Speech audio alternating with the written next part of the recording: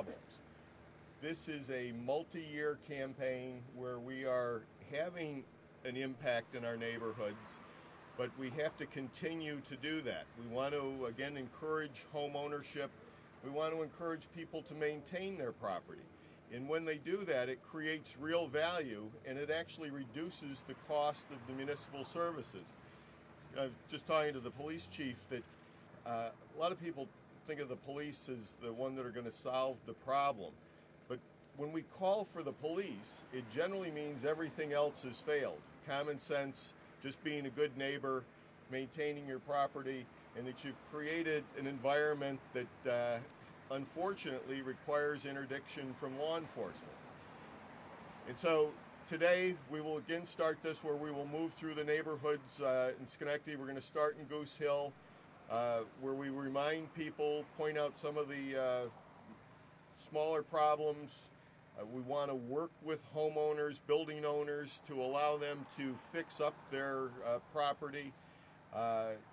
If those individuals choose not to act in an affirmative manner, we are going to go after them with the full resources of the city. And again, it's the message we want to get out, where people who want to work with us, we want to work with them, and it really works to everyone's advantage.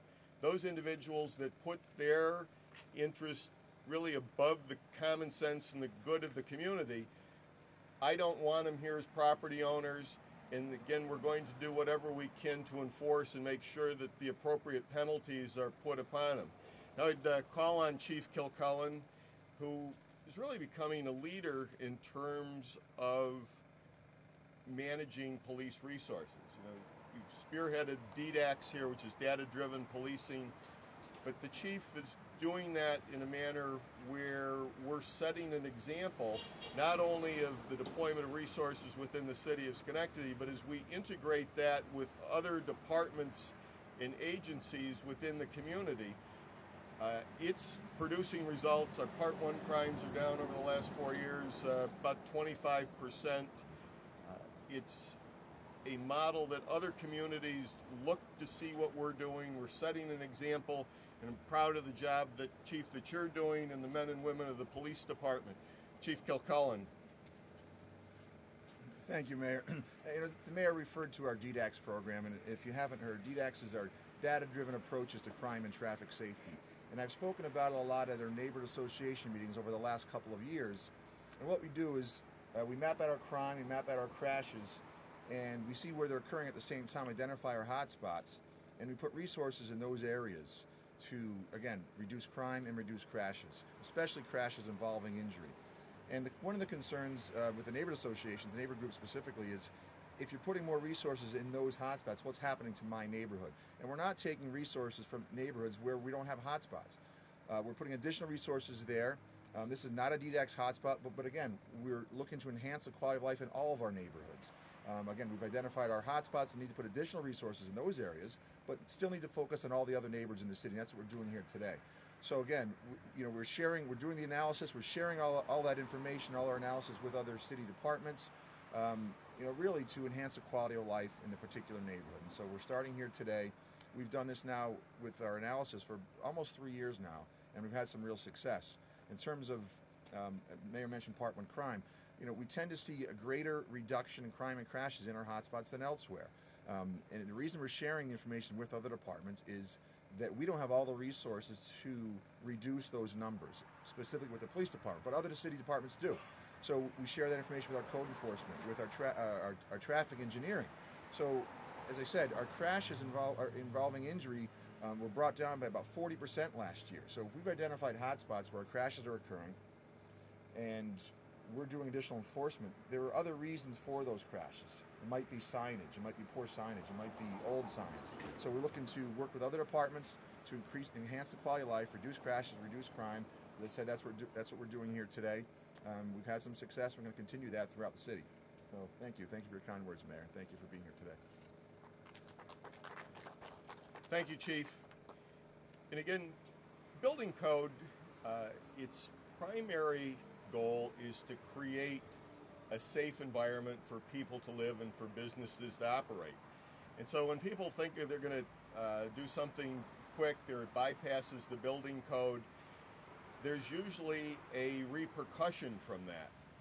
And all too often when we have a major fire and incident, it is related to the building code that has not been adhered to.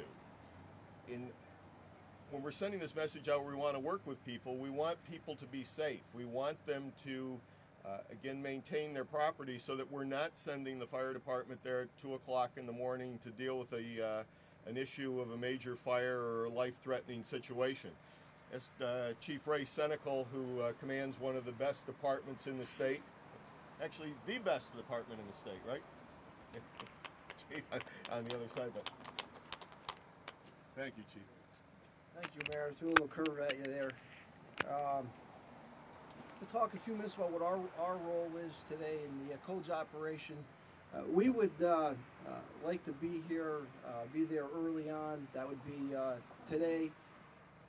So we're there when you're not having a fire, when you don't have any issues of that nature. We're there in emergency situations. So today we're going to be looking at smoke detectors, working smoke detectors, batteries in the smoke detectors, carbon monoxide detectors. We like to make sure that we have those and they're in place, and their batteries are in actually the detectors and not anything else. Look for areas of access and egress, that is things being stored near the doors and actual overall clutter in the building. So there again, this is very positive for us. We like to get out early and take a look at things going on, so we don't, as the mayor said, meet at 2 or 3 o'clock in the morning for a structure fire.